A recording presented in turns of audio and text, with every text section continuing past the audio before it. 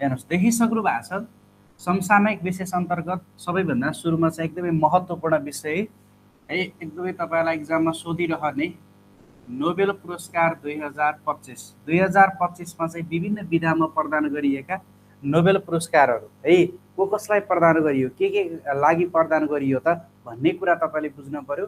अब सबैभन्दा सुरुमा चाहिँ नोबेल पुरस्कार 2082 अथवा चाहिँ 2025मा प्रदान गरिएका होइन महत्त्वपूर्ण चाहिँ विभिन्न विधातर्फका नोबेल पुरस्कारहरू छन्। अब त्यसलाई चाहिँ साथीहरूले भौजोबे, हेर्नुहोस् है, भौजोबे चाहिँ भौजोबे अनि मिफ्राजोअ भनेर सम्झिने। मिफ्राजोअ ल हेर्नुहोस्, यो भनेको भौतिक शास्त्रतर्फको नोबेल पुरस्कारको कुरा गरेको छ। भौजोबे मिफ्राजेय अथवा जोअ है भनेर चाहिँ साथीहरूले सम्झिनु पर्यो। अब जस अन्तर्गत भौ भनेको के त? भौ भनेको भौतिक शास्त्रतर्फ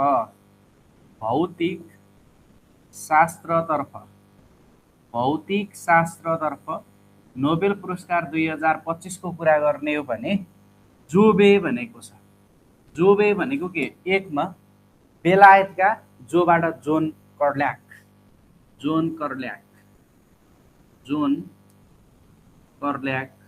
बेलायत है, बेलायतका जोन कर्ल्याक भन्ने कुरा बुझ्नु पर्यो। अनि त्यस्तै गरी अर्को तपाईँलाई के भन्यो त? मिफ्रा भनेको छ।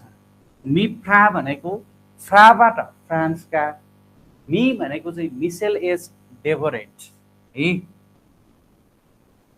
मिसेल एच डेभोरेट यो चाहिँ कहाँ हुन् त? फ्रान्सका, फ्राबाट फ्रान्स। अनि 3 जो र अ भनेको छ अमेरिकाका, जोबाट जोन एम मार्टिनिस भनेर सम्झिनु पर्यो है। जस्तो अबाट अमेरिकाका, जोबाट जोन एम मार्टिनिस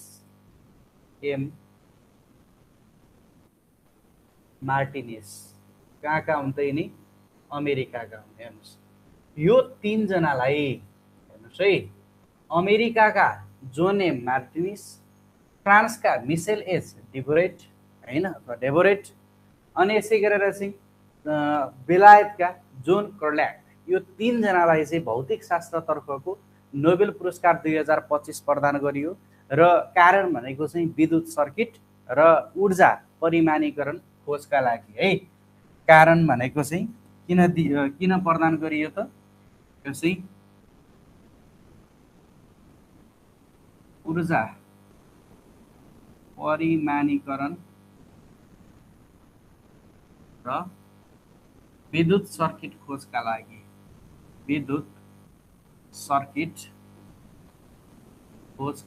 है, खोजका लागि 2025 को भौतिक शास्त्रतर्फको नोबेल पुरस्कार प्रदान गरिएको भन्ने कुरा चाहिँ यसरी बुझ्नु पर्यो। भौजोबे मिफ्राजोअ है त, यो कुरा चाहिँ भौतिक शास्त्रतर्फको भनेर भयो।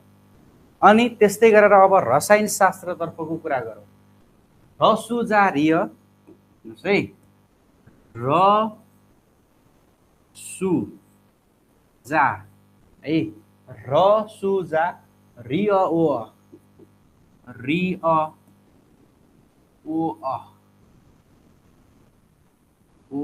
है,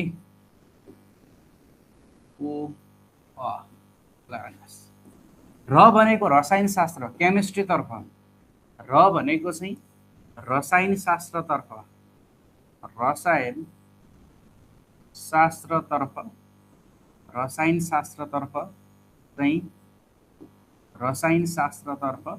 हेर्नुहोस् त सुजा भनेको छ।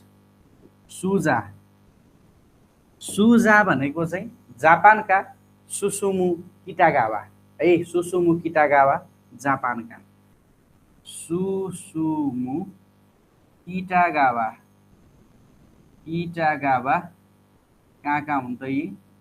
जापानका है सुसुमु किटागावा जापान। अनि त्यसै गरी रि अ भनेको छ अबाट अमेरिकाका होइन एउटा, अर्को अबाट अस्ट्रेलियाका, अस्ट्रेलियाका रिबाट रिचर्ड रोब्सन र अबाट अमेरिकाका ओबाट ओमर एम यागी है। हेर्नुहोस् त, अबाट अस्ट्रेलियाका, रिबाट रिचर्ड रोब्सन, रिचर्ड रोब्सन, रिचर्ड रोब्सन, कहाँका चाहिँ अबाट अस्ट्रेलियाका है, अस्ट्रेलियाका हुने। अनि त्यसै गरेर अर्को के भनेको छ 3 मा अबाट अर्को अमेरिकाका, ओबाट चाहिँ Omar M Yagi, Omar M Yagi, Omar यसै गरेर चाहिँ एम यागी है, ओमर एम यागी। यी चाहिँ कहाँका हुन् त अमेरिकाका हुन्। हेर्नुहोस् त साथीहरू। र त्यस्तै गरेर रसायन शास्त्रको तर्फ नोबेल पुरस्कार 2025 भनेको चाहिँ धातु जैविक ढाँचाको चाहिँ खोजका लागि है, धातु जैविक ढाँचा, जैविक ढाँचा खोजका लागि यो वर्षको रसायन शास्त्रतर्फको नोबेल पुरस्कार प्रदान गरिएको 2025। हेर्नुहोस् 3 जनालाई, एउटा जापानका सुसुमु है, सुसुमु किटागावालाई हैन, अनि अस्ट्रेलियाका रिचर्ड रोब्सनलाई, अर्को अमेरिकाका ओमर एम यागीलाई है, यो 3 जना भयो। अनि त्यस्तै गरी अर्को चिकित्सा शास्त्रतर्फ हेर्नु पर्यो। अर्को चिकित्सातर्फ भनेको चाहिँ चिमे अ फ्रे अ, साथीहरूले सम्झिने तरिका भनेको चिमे अ फ्रे अ है, चिमे अ यसै गरेर चाहिँ फ्रे अ। हेर्नुहोस् है, के भनेर सम्झिने, चिमे अ फ्रे अ, सिजा भनेर सम्झिनु पर्यो, सिजा, सिजा। यो चाहिँ चिकित्सातर्फको चिमे अ फ्रे अ सिजा। अब यसलाई चाहिँ ची भनेको चिकित्सातर्फको नोबेल पुरस्कार 2025 3 जनालाई प्रदान गरिएको छ। हेर्नुहोस् है, 3 जनालाई प्रदान गरिएको छ। एउटा मे अ भनेको अमेरिकाका, मेबाट मेरी ई ब्रुनुको, मेरी ई ब्रुनुको, मेरी ई ब्रुनुको कहाँका हुन्, त्यो मेरी ई ब्रुनुको भनेको चाहिँ अमेरिकाका हुन् है, अमेरिकाका मेरी ई ब्रुनुकोलाई। अनि त्यसै गरेर 2 मा फ्रे अ भनेको छ, यो पनि अमेरिकाका, फ्रेबाट फ्रेड र्याम्सडेल, फ्रेड र्याम्सडेल कहाँका हुन्, फ्रेड र्याम्सडेल पनि अमेरिकाका नै हुन् है, अमेरिकाका फ्रेड र्याम्सडेल। अर्को 3 सिजा भनेको छ, जाबाट जापानका, सीबाट Simon Sakaguchi, Simon Sakaguchi, Simon Sakaguchi. यी चाहिँ कहाँका हुन् त जापानका, जापानका सिमोन साकागुची, अमेरिकाका फ्रेड र्याम्सडेल र अमेरिकाका मेरी ई ब्रुनुकोलाई चिकित्सातर्फको नोबेल पुरस्कार 2025 प्रदान गरिएको छ। र यो कुन पर्पज अथवा के का लागि चाहिँ चिकित्सातर्फको नोबेल पुरस्कार 2025 प्रदान गरियो भने परिधीय प्रतिरक्षा सहनशीलताका लागि भनेर भनेको छ। परिधीय प्रतिरक्षा, परिधीय प्रतिरक्षा सहनशीलता खोजका लागि, सहनशीलता खोजका लागि प्रदान गरिएको छ है, खोजको लागि। अब त्यस्तै गरी अर्को अर्थशास्त्रतर्फको पनि 3 जनालाई नै प्रदान गरिएको छ है, अर्थशास्त्रको पनि के गरिएको छ त 3 जनालाई नै प्रदान गरिएको छ। अब साथीहरूले चाहिँ अर्थशास्त्रतर्फको लागि के भनेर सम्झिनु पर्यो भने अजोने, हेर्नुहोस् है, अजोने, जोने नेदरल्यान्ड होइन, जोने नेदरल्यान्ड। अनि यसै गरेर चाहिँ फिफ्रा पिक्या भनेर सम्झिनु पर्यो है, फिफ्रा पिक्या पिक्या। अब यो चाहिँ इकोनोमिक अर्थशास्त्रतर्फको, अबाट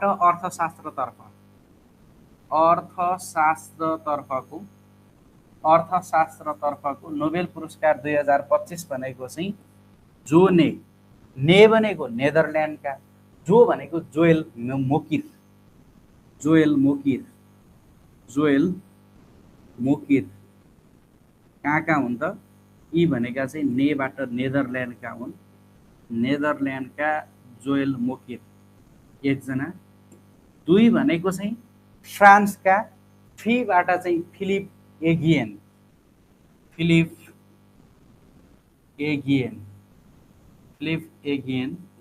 र यो भनेको चाहिँ कहाँ हुन् त? फ्राबाट फ्रान्सका चाहिँ फिलिप एगियन।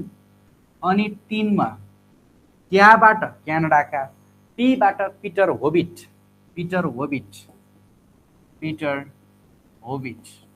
यो भनेको चाहिँ कहाँ हुन् त? क्यानाडाका हुन् है।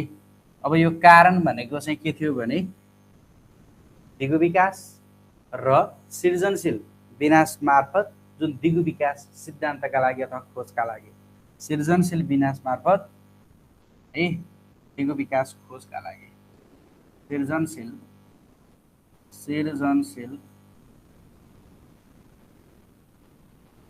र दिगो विकास खोज भनौँ है सर्टकटमा, दिगो विकास खोजका लागि, खोजको लागि चाहिँ के गरियो त? अर्थशास्त्रतर्फको नोबेल पुरस्कार 2025 प्रदान गरियो तीनजनालाई। एउटा नेदरल्यान्डका जोएल मोकिर, अर्को फ्रान्सका फिलिप एगियन र अर्को क्यानाडाका पिटर होबिटलाई अर्थशास्त्रतर्फको चाहिँ नोबेल पुरस्कार 2025 प्रदान गरिएको छ भन्ने कुरा तपाईँले बुझ्नु है।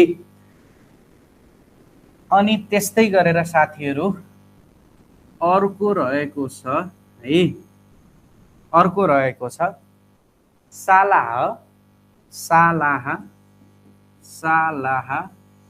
अनि यसै गरेर चाहिँ सालो भे हैन, अथवा सामाभे, सालाह सामाभे हैन, सालाह सामाभे,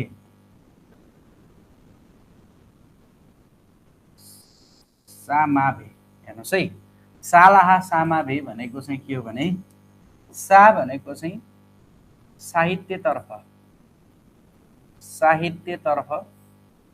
साहित्यतर्फको नोबेल पुरस्कार 2025 भनेको चाहिँ सालाह, ला भनेको चाहिँ लासस्लो हेर्नुहोस् है, लाबाट भनेको चाहिँ लासस्लो क्रासाना होकाई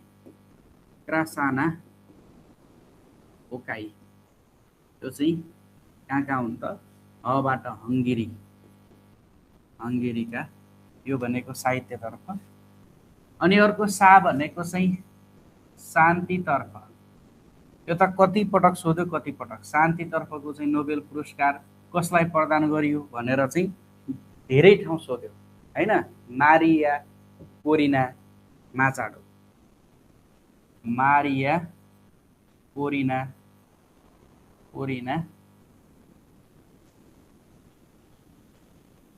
माचाडो कहाँको? भेबाट भेनेजुएला हेर्ने ल हेर्नुहोस्। यो क्वेसन भनेको यो वर्ष कोशी 5औँलाई पनि सोध्यो, गण्डकीलाई पनि सोध्यो, सेक्सन अफिसरलाई पनि सोध्यो कहाँको हो मारिया कोरिना माचाडो भन्ने, भेनेजुएलाको नृत्य हुन्। शान्तितर्फको नोबेल पुरस्कार पाइन्, 4-5 ठाउँ सोधिसकेको छ, यो महत्त्वपूर्ण छ। यसका अतिरिक्त अर्को साहित्यतर्फको चाहिँ लासस्लो क्रास्ना होकाई हङ्गेरीकालाई चाहिँ प्रदान गरिएको छ। अब यो चाहिँ किन प्रदान गरियो भन्ने सन्दर्भमा चाहिँ साहित्यतर्फको प्रदान गरेको कारण भनेको चाहिँ आकर्षण र दूरदर्शी साहित्य खोजको लागि हो है। आकर्षक र आकर्षक र दूरदर्शी दूरदर्शी साहित्य खोज दूरदर्शी साहित्य खोजका लागि प्रदान गरिएको छ साहित्य खोजका लागि। अनि यसै गरेर चाहिँ मारिया कोरिना माचाडो भेनेजुवा भनेको चाहिँ जनतालाई लोकतान्त्रिक अभ्यास दिलाएका कारणले गर्दा है, जनताप्रतिको लोकतान्त्रिक अभ्यासका कारण, जनताप्रतिको लोकतान्त्रिक अभ्यास भनेको छ जनताप्रतिको चाहिँ लोकतान्त्रिक अभ्यासको कारण है, अथवा त्यसमा चाहिँ सहयोग गरेको कारणले गर्दा भेनेजुएलाको नेतृत्व मारिया कोरिना माचाडोलाई शान्तितर्फको नोबेल पुरस्कार 2025 प्रदान गरिएको एकदमै महत्त्वपूर्ण छ। मैले अघि पनि भनिसकेँ, 4-5 ठाउँ सोधिसकेको छ। यसरी शान्तितर्फको मारिया कोरिना माचाडो, साहित्यतर्फको चाहिँ लासज्लो क्रास्ना होकाई, अनि त्यसै गरेर चाहिँ अर्थशास्त्रतर्फको Joel Mokyr, Philippe Aghion, Peter Howitt, अनि त्यसै गरी चिकित्सातर्फको मेरी बुर्नुको, फ्रेड रेम्सडेल अनि सिमोन साकागुची, अनि त्यसै गरी रसायनशास्त्रतर्फको Susumu Kitagawa, Richard Robson, Omar M Yaghi, अनि भौतिक शास्त्रतर्फको John Clarke, Michel H Devoret र जोन एम मार्टिनिस। यसरी चाहिँ नोबेल पुरस्कार 2025 विभिन्न विधामा प्रदान गरिएको छ। महत्त्वपूर्ण छ, तपाईहरुले जानिराख्नु पर्यो है।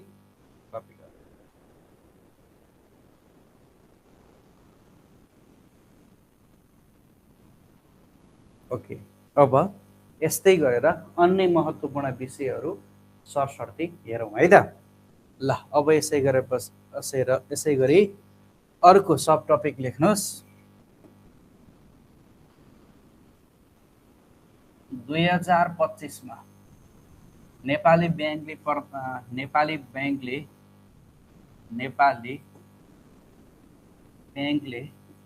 प्राप्त गरेका अवार्ड अन्तर्गत तपाईलाई दुईटा कुराले नमजाले झुक्क्याउँछ। हेर्नुहोस् है, 2025 मा नेपाली ब्याङ्कले प्राप्त गरेको अवार्ड अन्तर्गत एउटा तपाईलाई चाहिँ ब्याङ्क अफ द इयर भन्छ। सही, ब्याङ्क अफ द इयर 2025 कसलाई प्रदान गरियो। अर्को तपाईलाई best bank of the year भन्छ, बेस्ट ब्याङ्क अवार्ड 2025। हेर्नुहोस् त, 2025 को बेस्ट ब्याङ्क अवार्ड कसलाई प्रदान गरियो, एउटा कुरा यो बुझ्नु पर्यो। अर्को ब्याङ्क अफ द इयर, यो वर्षको ब्याङ्क अफ द इयर 2025 चाहिँ कसलाई प्रदान गरियो त। बेस्ट ब्याङ्क अवार्ड 2025 हैन, प्रदान गरियो ग्लोबल आइएमए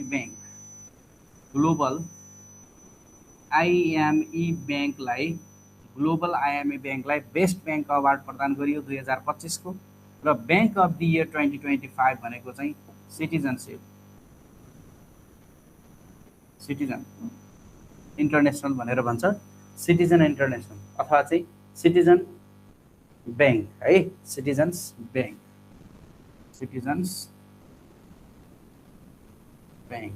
लिमिटेड है। सिटिजन ब्याङ्कलाई चाहिँ ब्याङ्क अफ द इयर 2025 अथवा सिटिजन ब्याङ्क इन्टरनेसनल भन्छ, सर्टकटमा सिटिजन्स ब्याङ्क।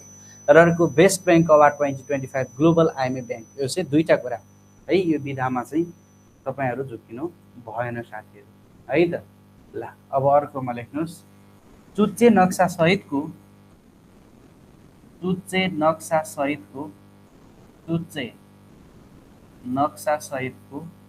नयाँ नोट सार्वजनिक।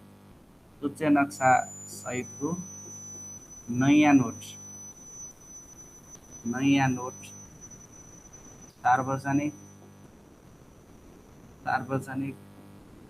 अथवा चाहिँ प्रकाशन प्रारम्भ भएको छ है, प्रकाशन प्रारम्भ। ल हेर्नुहोस्, चुच्चे नक्सा सहितको भनेको चाहिँ जुन लिपुलेख लिम्तिया धुरा कालापानी सहितको नक्सा छ, त्यो नक्सा नेपाली मुद्रामा चाहिँ के भएको छ त, निष्कासन भएको छ।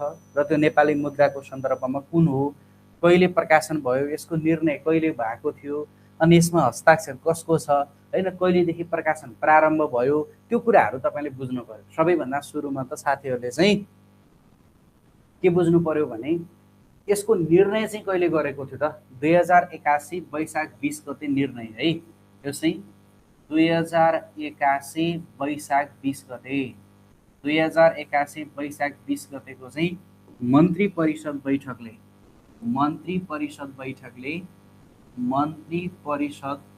बैठकले निर्णय गरेको थियो। के निर्णय गरेको थियो भने चुच्चे नक्सा सहितको नोट निष्कासन गर्नुपर्छ भन्ने निर्णय 81 वैशाख 20 गतेको मन्त्री परिषद बैठकले गरेको थियो। यति बेला तत्कालीन प्रधानमन्त्री चाहिँ पुष्पकमल दाहाल प्रचण्ड थिए है। तत्कालीन प्रधानमन्त्री चाहिँ को थिए त? पुष्पकमल दाहाल प्रचण्ड थिए। पुष्पकमल दाहाल प्रचण्ड थिए। यो कुरा तपाईले बुझ्नु पर्यो। अनि त्यसै गरी पहिलो पटक नोट निष्कासन त भयो। कतिको नोट निष्कासन भयो त है, अथवा कतिको मुद्रा चाहिँ निष्कासन भयो त चुच्चे नक्सा? यो भनेको चाहिँ 100 को नोट निष्कासन भएको छ। अनि त्यसै गरी कहिले भयो मिति सोध्न सक्छ। कहिलेदेखि नेपालमा चुच्चे नक्सा सहितको नोट चाहिँ प्रकाशन प्रारम्भ भयो भनेर मिति सोध्यो भने 2082 मङ्सिर 11 देखि है। 2082 मङ्सिर 11 देखि नेपालमा चाहिँ चुच्चे नक्सा सहितको नोट के भयो त? सार्वजनिक भयो। अनि यसमा हस्ताक्षर गर्ने गभर्नर को हो त? यो चुच्चे नक्सामा हस्ताक्षर गर्ने पहिलो पटक चाहिँ चुच्चे नक्सा सहितको नेपाली मुद्रा चाहिँ सार्वजनिक हुँदै गर्दाखेरि 100 को नोट हस्ताक्षर गर्ने गभर्नर भनेको चाहिँ पूर्व गभर्नर महाप्रसाद अधिकारीको हस्ताक्षर छ। महाप्रसाद अधिकारीको हस्ताक्षर भन्ने कुरा चाहिँ बुझ्नु पर्यो। महाप्रसाद अधिकारीको हस्ताक्षर। हेर्नुहोस् त, नेपालमा चाहिँ चुच्चे नक्सा सहितको चाहिँ मुद्रा कहिलेदेखि सार्वजनिक भयो अथवा नोट कहिलेदेखि सार्वजनिक भयो भनेर सोध्यो भने 2082 मङ्सिर 11 देखि सार्वजनिक भएको रहेछ। महाप्रसाद अधिकारी पूर्व गभर्नरको हस्ताक्षर रहेछ। अनि यसै गरेर चाहिँ तत्कालीन प्रधानमन्त्री पुष्पकमल दाहाल प्रचण्डका पालामा 2081 वैशाख 20 गते बसेको जुन मन्त्री परिषद बैठकले चाहिँ यो चुच्चे नक्सा सार्वजनिक गर्नुपर्छ अथवा चुच्चे नक्सा राख्ने भन्ने के गरेको रहेछ त? निर्णय गरेको रहेछ। मन्त्री परिषदको निर्णयका आधारमा मङ्सिर 11 गते भन्ने कुरा चाहिँ तपाईहरु के हुनु पर्यो त? क्लियर हुनु पर्यो। ठीक छ ल। ओके, अब यसै गरी नेपालले पायो नयाँ मुख्य सचिव। नेपालले पायो नयाँ मुख्य सचिव। सबैभन्दा ठुलो प्रशासनिक पद मुख्य सचिव है। नयाँ मुख्य सचिव नेपाल सरकारको सबैभन्दा ठुलो पद हैन, यो तपाईलाई थाहा छ। मुख्य सचिव र नयाँ मुख्य सचिव को हुन्, कहिले भए, कति हुन्, यति कुरा तपाईले बुझ्नुपर्छ। सही, नेपालले नयाँ मुख्य सचिव पाएको रहेछ। अब यसमा चाहिँ तीनटा कुरा। एउटा को हुन् भन्ने कुरा बुझ्नु पर्यो, नयाँ मुख्य सचिव। अनि यसै गरी कहिले भए त नयाँ मुख्य सचिव, कहिले भए। अनि त्यसै गरेर चाहिँ यी नयाँ मुख्य सचिव चाहिँ कतिौं मुख्य सचिव हुन् त भन्ने कुरा तपाईले बुझ्नु पर्छ त। नेपालको नयाँ हैन अथवा नवनियुक्त मुख्य सचिव चाहिँ को हुन् भनेर सोध्यो भने सुमन राज अर्याल को हुन्? सुमन राज अर्याल हुन्। अनि सुमन राज अर्याल भनेको चाहिँ कहिले मुख्य सचिव भयो त भनेर मिति सोध्यो भने विक्रम सम्वत 2082 है मङ्सिर 8 गते चाहिँ नियुक्त भएका। र फेरि यही क्वेसनलाई तपाईलाई चाहिँ लागू कहिलेदेखि हुने गरी अथवा कार्यकाल कहिलेदेखि सुरु भएको भनेर सोध्यो भने चाहिँ 2082 मङ्सिर 10 देखि कार्यकाल सुरु हुने गरी अथवा चाहिँ लागू हुने गरी 2082 मङ्सिर 10 गतेदेखि लागू हुने गरी 2082 मङ्सिर 8 गते चाहिँ नियुक्त गरिएको नयाँ मुख्य सचिवमा सुमन राज अर्याल कहिले नियुक्त भए भनेर सोध्यो भने चाहिँ 82 मङ्सिर 8 नै भन्ने। तर लागू कार्यकाल सुरु भनेर सोधेको छ भने 82 मङ्सिर 10 देखि। र सुमन राज अर्याल भनेको कतिौं मुख्य सचिव हुन् त? 29औं मुख्य सचिव हुन् है। 29औं मुख्य सचिवका रूपमा नवनियुक्त मुख्य सचिव बनेका छन् सुमन राज अर्याल भन्ने कुरा साथीहरूले बुझ्नु है त। ल अब अर्को लेख्नुहोस्। जकार्ता बन्यो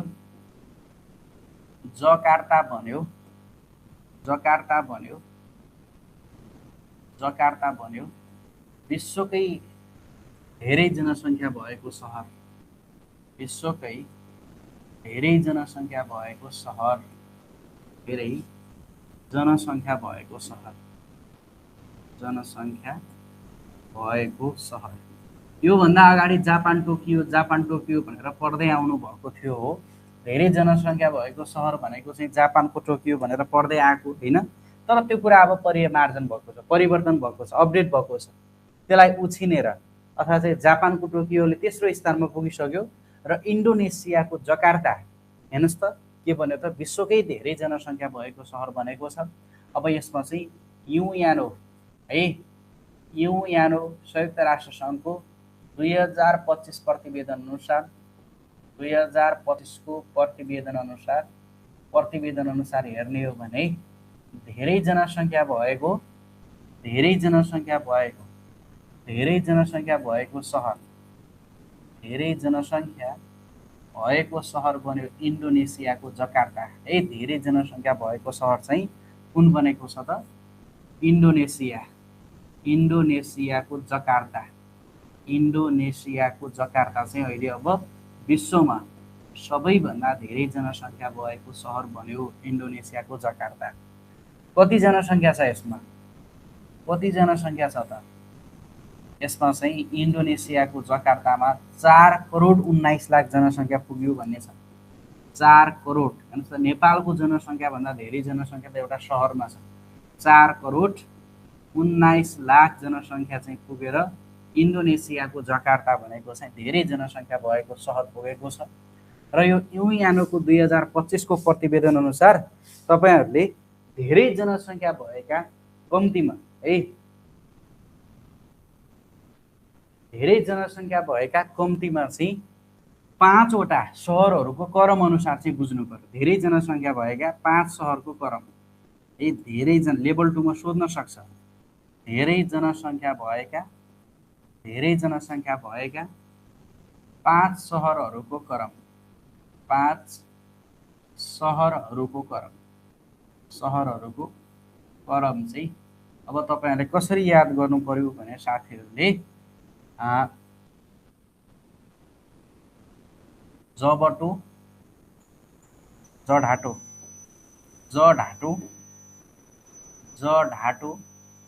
अनि यसै गरेर चाहिँ नसा भनेर सम्झिनु पर्यो।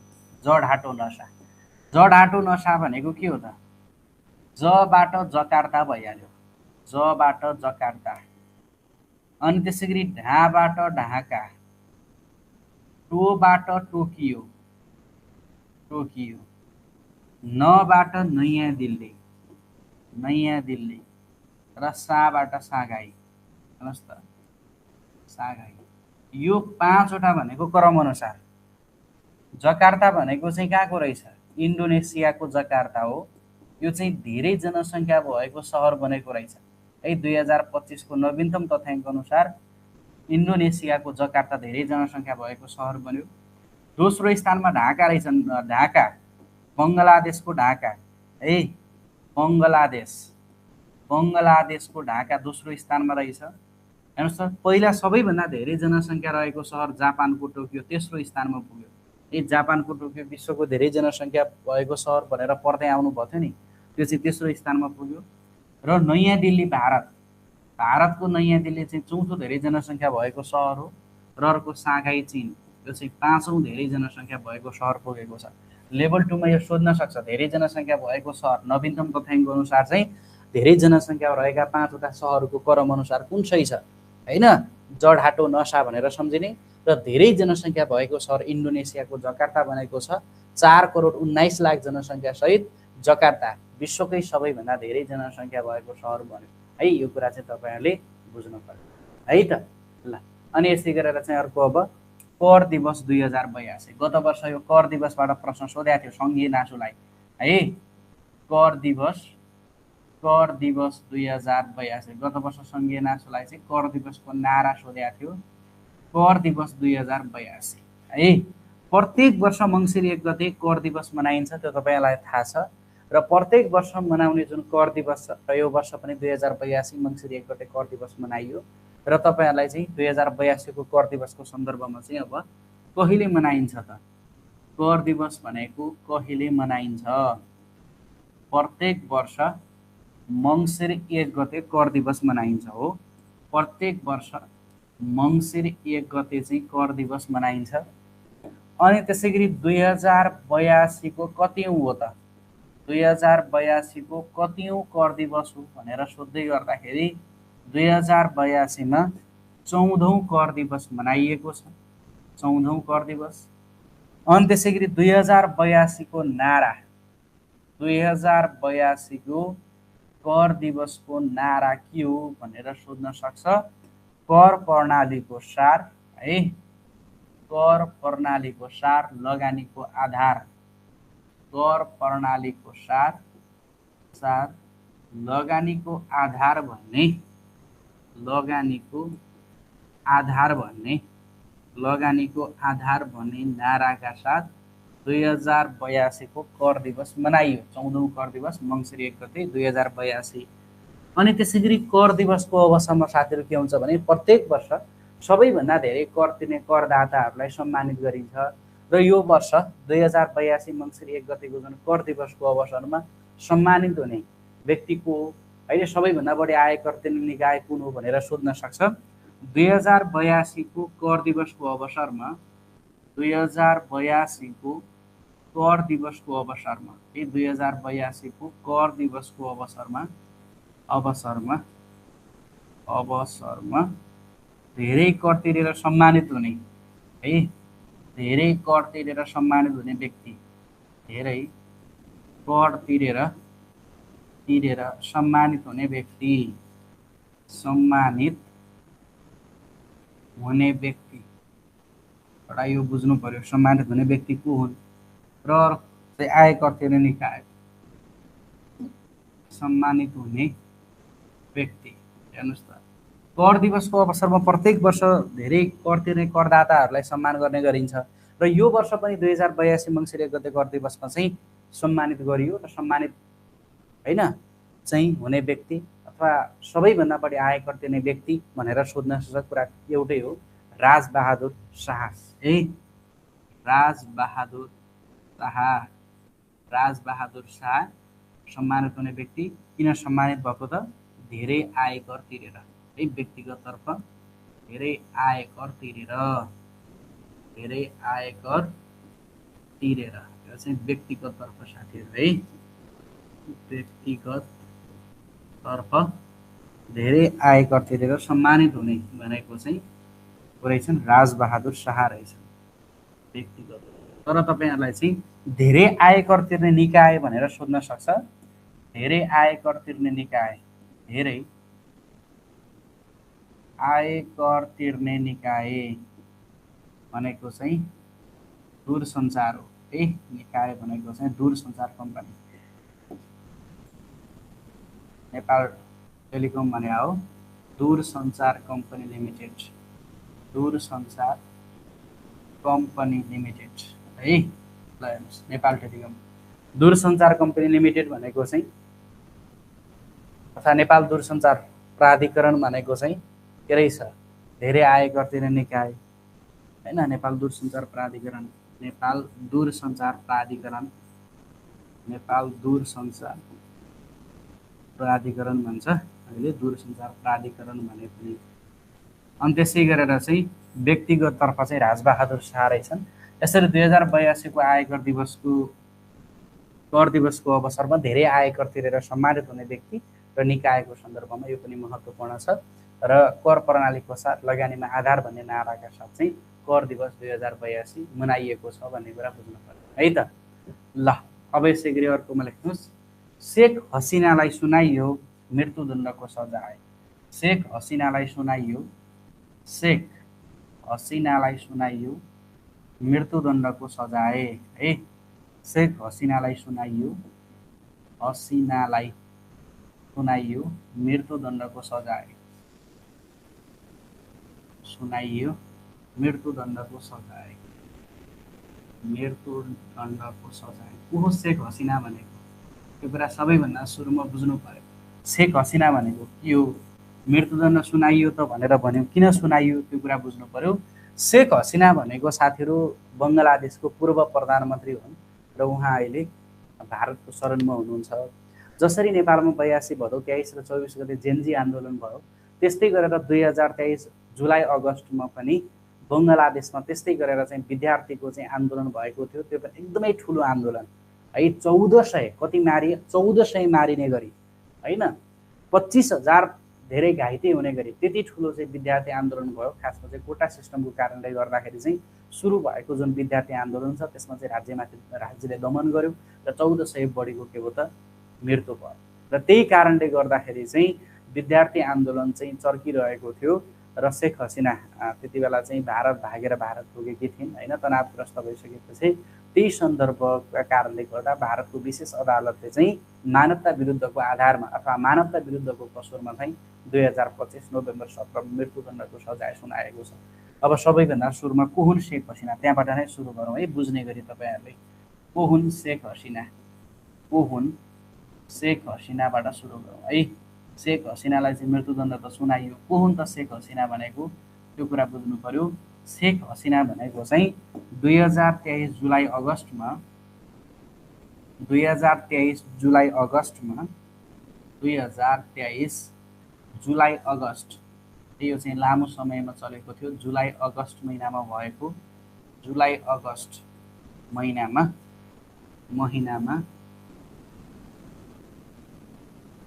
बङ्गलादेशमा भएको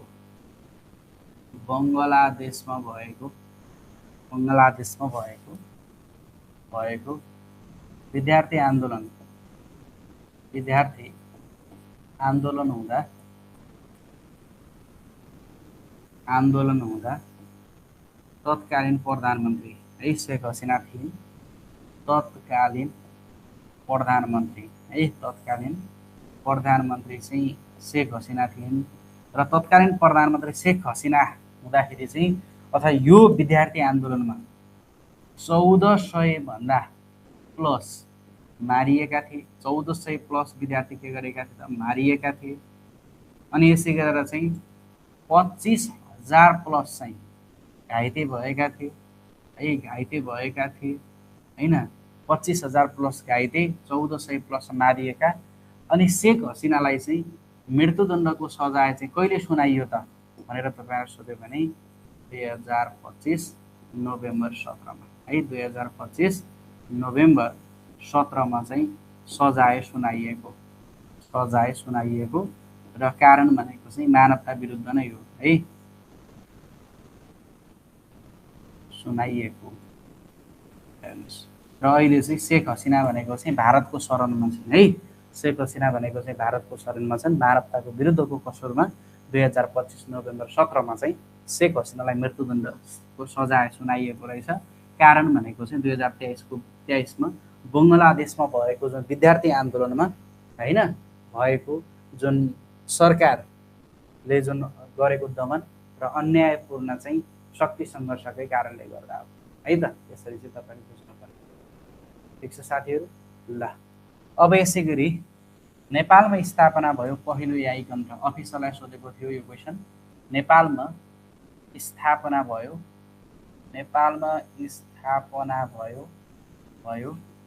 पहिलो एआई केन्द्र।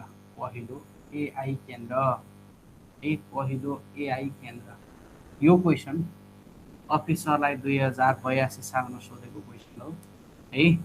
नेपालमा चाहिँ स्थापना भयो पहिलो एआई केन्द्र।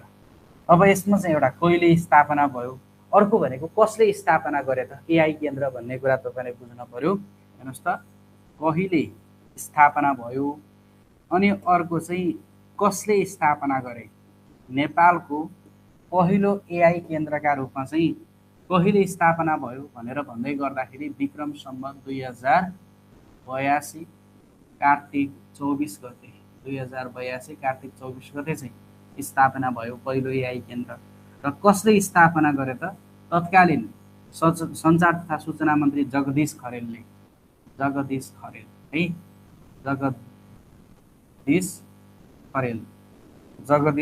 भनेको चाहिँ त्यति बेलाको तत्कालीन सञ्चार तथा सूचना होइन सूचना तथा सञ्चार मन्त्री थिए जगदीश खरेल। उनैले 2082 कार्तिक 24 गते चाहिँ एआई केन्द्रको स्थापना गरेका थिए र यसरी नेपालमा पहिलोपटक एआई केन्द्रको स्थापना भयो भन्ने कुरा बुझ्नु पर्यो। अर्को लेख्नुहोस्, आसियान आसियान अथवा चाहिँ दक्षिण पूर्वी एसियाली मुलुक, दक्षिण पूर्वी एसियाली मुलुक है, दक्षिण पूर्वी एसियाली मुलुक, एसियाली मुलुक, दक्षिण पूर्वी एसियाली मुलुक अथवा आसियान को सदस्य सदस्य सदस्य 11 पुग्यो। हेर्नुहोस् त, पहिला तपाईँले आसियानको सदस्य 10 भनेर पढ्दै आउनु भएको छ, तर अब आसियानको सदस्य कति पुगिसक्यो त? 11 पुगिसक्यो होइन। दक्षिण पूर्वी एसियाली सङ्गठन एसियन होइन, साउथ इस्ट एसियन नेसन्स भन्छ। दक्षिण पूर्वी एसियाली मुलुकहरूको 11वटा मुलुकहरूको सङ्गठन भनेको अब के बनेको छ? आसियान बनेको छ। र अब यसमा पछिल्लो सदस्य कुन हो र कहिले थप भयो त भन्ने कुरा चाहिँ तपाईँले बुझ्नु पर्यो। अब आसियानको कान्छो सदस्य अथवा चाहिँ इट मिन्स 11औं सदस्यका रूपमा, 11औं सदस्यका रूपमा अथवा पछिल्लो सदस्य 11औं सदस्य चाहिँ कुन बन्यो त? सदस्य कुन बन्यो? पूर्वी टिमोर बनेको छ। पूर्वी टिमोर, पूर्वी टिमोर बनेको छ। 11औं सदस्यका रूपमा पूर्वी टिमोर सदस्य बन्यो। र अब यो चाहिँ कहिले सदस्य बन्यो त? 11औं सदस्य अथवा चाहिँ कान्छो सदस्य पूर्वी टिमोर चाहिँ कहिले सदस्य बन्यो भनेर सोध्यो भने सन् 2025 सन् 2025 अनि यसै गरेर चाहिँ अक्टोबर 26 सन् 2025 अक्टोबर 26 मा पूर्वी टिमोर चाहिँ आसियानको सदस्य बन्यो। र यो सँगसँगै अब आसियानमा सदस्य होइन कति पुग्यो त? 11 पुग्यो। अर्को अपडेट भएको कुरा, नेपालसँग दोहोरो करमुक्त सम्झौता भएका मुलुकहरू 10 वटामा सीमित। नेपालसँग दोहोरो करमुक्त सम्झौता भएका मुलुकहरू, सम्झौता भएका मुलुकहरू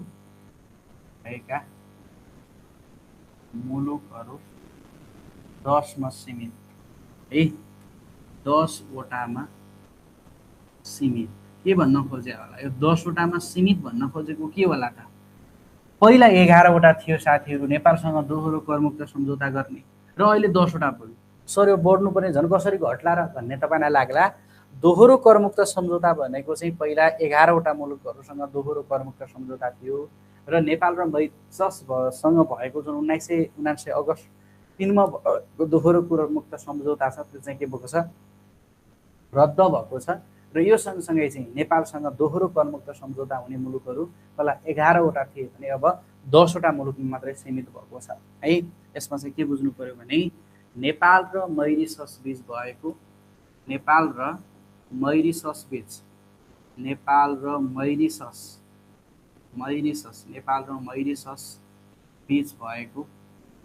बीच भएको दोहोरो करमुक्त सम्झौता भएको हैन।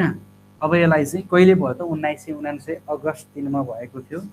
1979 अगस्त 3 है, 1979 अगस्त 3 मा चाहिँ नेपाल र मरिसस बीच दोहोरो करमुक्त सम्झौता भएको थियो। नेपाल र मरिसस बीच भएको दोहोरो करमुक्त सम्झौता रद्द भएसँगै, करमुक्त सम्झौता रद्द भएसँगै है, सम्झौता रद्द भएसँगै 10 मुलुक पुगेको है। नेपालसँग दोहोरो करमुक्त सम्झौता कायम गर्ने 10 मुलुक पुगेको भन्ने कुरा बुझ्नु पर्यो। कहिले रद्द भयो त? नेपाल र मरिससको जुन सम्झौता रद्द, नेपाल र मरिसस बीच सम्झौता रद्द। अब यसमा चाहिँ विक्रम सम्वत र सन् दुईटैमा जान्दाखेरि राम्रो। नेपाल र मरिसस बीच दोहोरो करमुक्त सम्झौता जुन चाहिँ 1979 अगस्त 3 मा भएको सम्झौता थियो त्यो चाहिँ के भएको रहेछ? रद्द भएको रहेछ। अब कहिले भयो त? 2025 अक्टोबर 29 है 2025 अक्टोबर 29। यो चाहिँ एडीमा भयो, सनमा यो मिति 2025 अक्टोबर 29 रद्द भयो। विक्रम सम्वत 2082, विक्रम सम्वत 2082 कार्तिक 12 गते, 2082 कार्तिक 12 गते अथवा 2025 अक्टोबर 29मा चाहिँ नेपाल र मरिसस बिचको सम्झौता के भएको छ त, रद्द भएको छ भन्ने कुरा तपाईँले है त साथीहरू। ल ओके, अब यस सँगसँगै यो कपी गर्नु सुरुमा। अनि अब यस सँगसँगै नयाँ कुमारी, नेपालले पायो नयाँ कुमारी।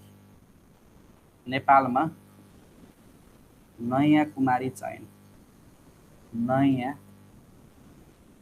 कुमारी नियुक्त है, नयाँ कुमारी नियुक्त। यो कुमारी भनेको चाहिँ जीवित देवीका रूपमा चिने, नेपालको चाहिँ जीवित देवीका रूपमा चिने, जीवित देवी जननी भन्छ नि, जीवित देवी कुमारी, जीवित देवीका रूपमा चिनिने चाहिँ कुमारी पद्म हैन। तपाईले इतिहासमा पढ्नु भएको छ, शाक्य वंशको कन्यालाई कुमारी बनाएर हुन कामदेवको पालामा चाहिँ सुरुवात भएको हैन। अनि त्यसै गरेर चाहिँ नयाँ कुमारीमा चाहिँ नियुक्त भएको छ। योभन्दा अगाडिको तृष्णा शाक्यको 12 वर्ष उमेर पुरा भइसकेपछि नियम अनुसार चाहिँ हैन गुठी संस्थानले के गरेको छ त, अर्को नयाँ कुमारीमा चाहिँ नियुक्त गरेको छ हैन। अब सबैभन्दा सुरुमा के हो कुमारी, कन्सेप्टबाट नै सुरु गरौँ। के हो कुमारी है, कुमारी जीवित देवीका रूपमा चिनिने, जीवित देवी के हो कुमारी, जीवित देवी कुमारी, जीवित देवीका रूपमा चिनिने कुमारी, जीवित देवीका रूपमा हामी कुमारीलाई चिन्छौँ।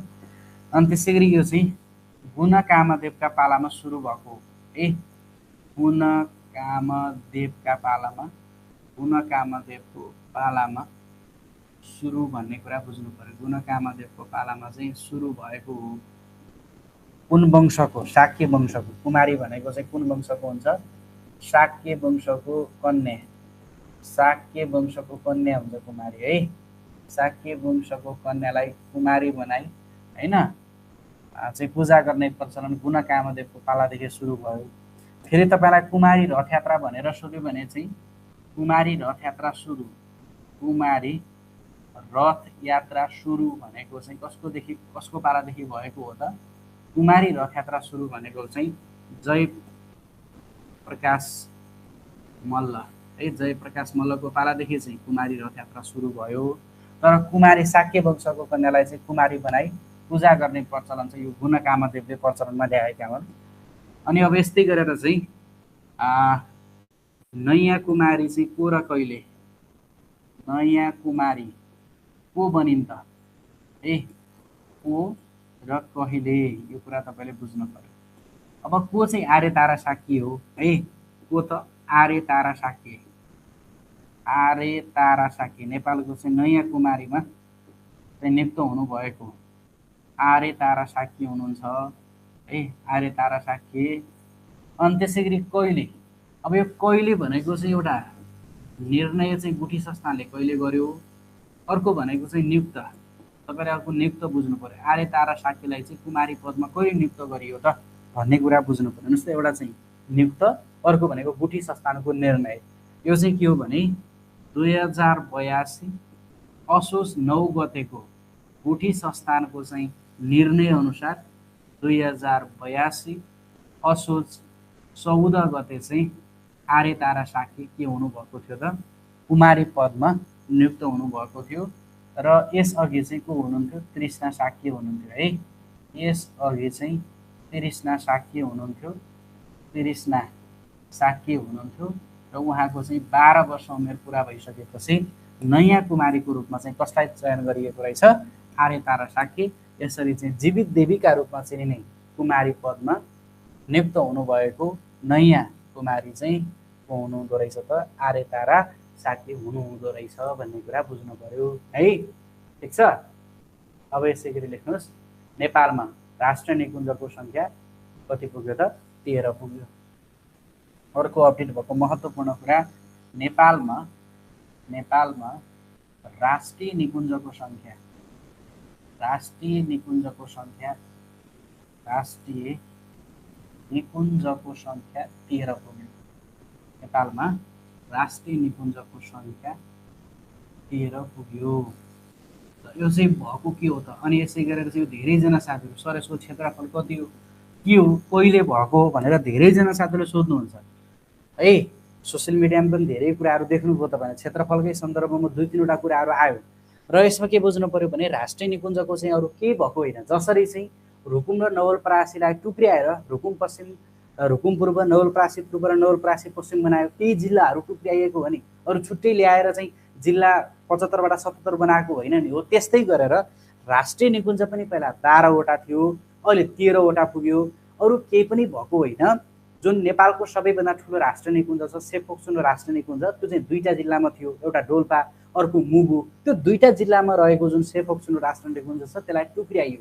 डोल्पापट्टिको भाग चाहिँ सेफोक्सुन्डो नै भनेर राखियो र मुगुपट्टिको भागलाई चाहिँ नयाँ राष्ट्रिय निकुञ्ज, छायानाथ राष्ट्रिय निकुञ्ज भनेर चाहिँ के गरियो, नामाकरण गरियो। भएको त्यति मात्रै हो। अब यहाँ चाहिँ कन्सेप्ट क्लियर हुनुहोस्। हेर्नुहोस् त, नेपालमा राष्ट्रिय निकुञ्जको सङ्ख्या 13 पुग्यो। अब हेर्नुहोस् त के भयो भने साबिकको भने मैले साबिक भनेको चाहिँ पहिला साबिक सेफोक्सुन्डो राष्ट्रिय निकुञ्ज, सेफोक्सुन्डो राष्ट्रिय निकुञ्ज भनेको चाहिँ साबिक सेफोक्सुन्डो राष्ट्रिय निकुञ्ज है। सेफोक्सुन्डो राष्ट्रिय निकुञ्ज चाहिँ कहाँ थियो त? 2वटा जिल्लामा थियो। हेर्नुहोस् है, 2वटा जिल्ला, एउटा भनेको चाहिँ मुगुमा थियो, अर्को भनेको चाहिँ डोल्पामा थियो। मुगुमा थियो, डोल्पामा थियो।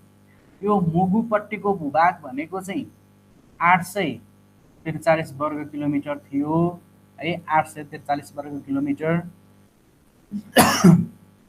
र डोल्पापट्टिको चाहिँ 2712 वर्ग किलोमिटर थियो। यो 2टा जोडेर 2712 र 843 जोडेर चाहिँ टोटल कति हुन्छ त?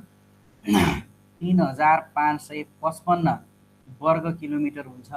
यो 3555 वर्ग किलोमिटर भनेको चाहिँ साबिकको सेफोक्सुन्डो राष्ट्रिय निकुञ्जको क्षेत्रफल हो, 3555 वर्ग किलोमिटर। अब भयो चाहिँ के भने साथीहरू, डोल्पा जिल्ला पर्ने जुन भूभाग छ सेफोक्सुन्डो राष्ट्रिय निकुञ्ज 2712 वर्ग किलोमिटर, यसलाई चाहिँ सेफोक्सुन्डो नै भनेर नामाकरण गरियो। यसलाई चाहिँ के भनियो त? सेफोक्सुन्डो नै राष्ट्रिय निकुञ्ज भनेर नामाकरण गरियो। र यो सेफोक्सुन्डो भनेको चाहिँ साबिकै सेफोक्सुन्डो राष्ट्रिय निकुञ्जको अब नयाँ क्षेत्रफल बन्यो र डोल्पा जिल्लामा मात्रै सीमित भयो है। सेफोक्सुन्डो अब कुन जिल्लामा पर्छ? डोल्पा जिल्लामा पर्छ। कति क्षेत्रफल छ? 2712 वर्ग किलोमिटर के छ क्षेत्रफल छ। यो सीमित भयो। अब बाँकी रह्यो 843 वर्ग किलोमिटर। कुन भूभाग? मुगुपट्टिको भूभाग। हेर्नुहोस् त, सेफोक्सुन्डोको मुगुपट्टिको भूभाग जुन 843 वर्ग किलोमिटर छ, यो 843 वर्ग किलोमिटरको चाहिँ एउटा नयाँ राष्ट्रिय निकुञ्ज है, नयाँ राष्ट्रिय निकुञ्ज अथवा चाहिँ कान्छो राष्ट्रिय निकुञ्ज अथवा 13औं राष्ट्रिय निकुञ्जका रूपमा है, 13औं राष्ट्रिय निकुञ्जका रूपमा, 13औं राष्ट्रिय निकुञ्जका रूपमा चाहिँ निकुञ्ज बन्यो छायानाथ राष्ट्रिय निकुञ्ज। हेर्नुहोस् त, यो 843 वर्ग किलोमिटर क्षेत्रफल रहेको मुगु जिल्लामा पर्ने होइन नयाँ कान्छो र 13औं राष्ट्रिय निकुञ्जका रूपमा के कुन बनेको छ? छायानाथ राष्ट्रिय निकुञ्ज बनेको छ, छायानाथ राष्ट्रिय निकुञ्ज। अब यो छायानाथ राष्ट्रिय निकुञ्जको सन्दर्भमा 2टा मिति जान्नुपर्छ।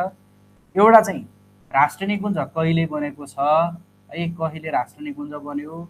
अर्को यो छायानाथ राष्ट्रिय निकुञ्ज राजपत्रमा प्रकाशित कहिले भयो, राजपत्रमा प्रकाशित चाहिँ कहिले गरियो भन्ने कुरा बुझ्नु पर्यो।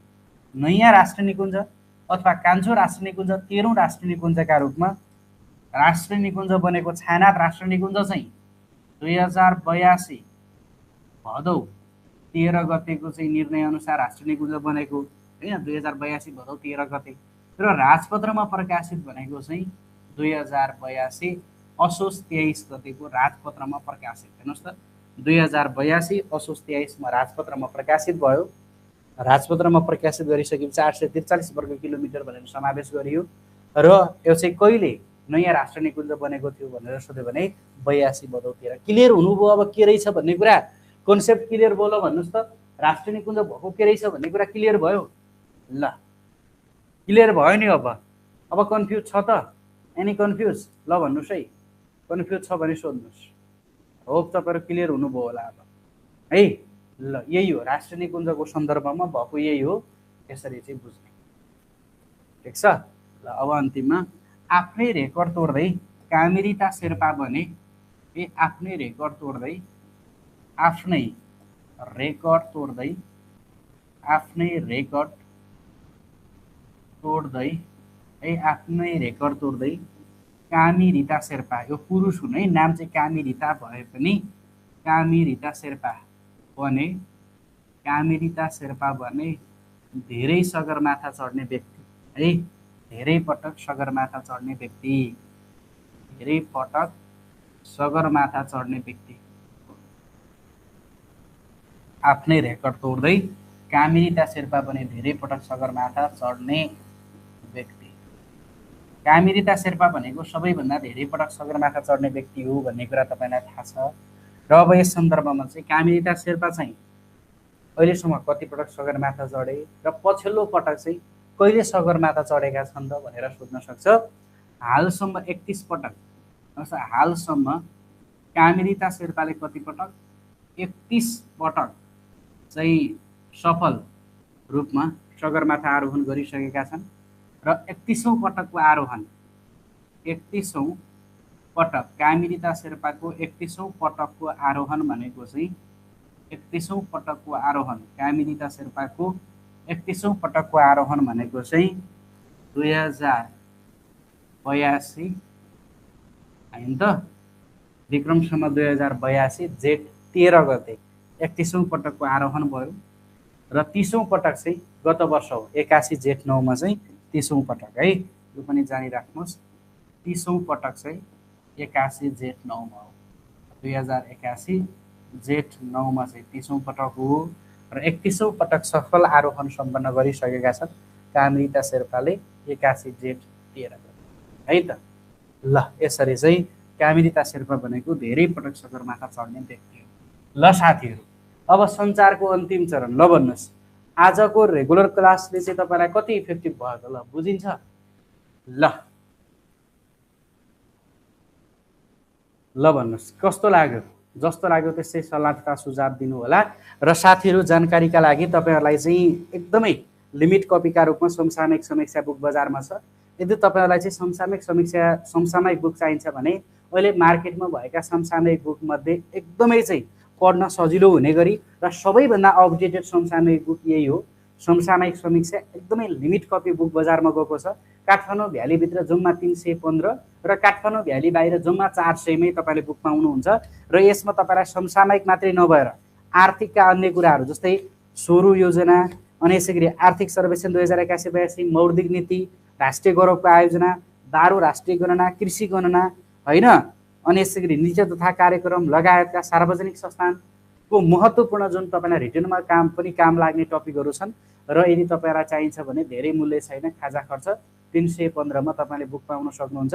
समसामयिक समीक्षा एकदमै लिमिट कपी गएको छ। पहिलो प्रिन्ट सकिएर तपाईँहरूको दोस्रो प्रिन्ट बजारमा गइसकेको छ होइन। यही संस्करण चाहिँ यही हो, नयाँ किताब होइन कि एउटै हो, तर चाहिँ दोस्रो प्रिन्ट यो 3-4 दिनमा नै तपाईँले पहिलो प्रिन्ट सकिएर यो चाहिँ यो फाइनल कपी हो साथीहरू। योभन्दा अरू चाहिँ बुक आउँदैन। यदि तपाईँले चाहिँ समसामयिक बुक चाहिन्छ भने आफ्नो कपी समसामयिक समीक्षा चाहिँ सुरक्षित गर्नु होला समसामयिकको लागि है। बागमती 5औं, सङ्घीय नासु, सङ्घीय खरिदार, निभावी लगायतका नजिक इक्जाम भएका विभिन्न संस्थानहरू सबैजना साथीलाई उपयोगी हुन्छ समसामयिक समीक्षा बुक हेर्नु होला है त। ल आजका लागि यति नै। This must day. तपाईँहरूको आजको दिन शुभ रहोस् है।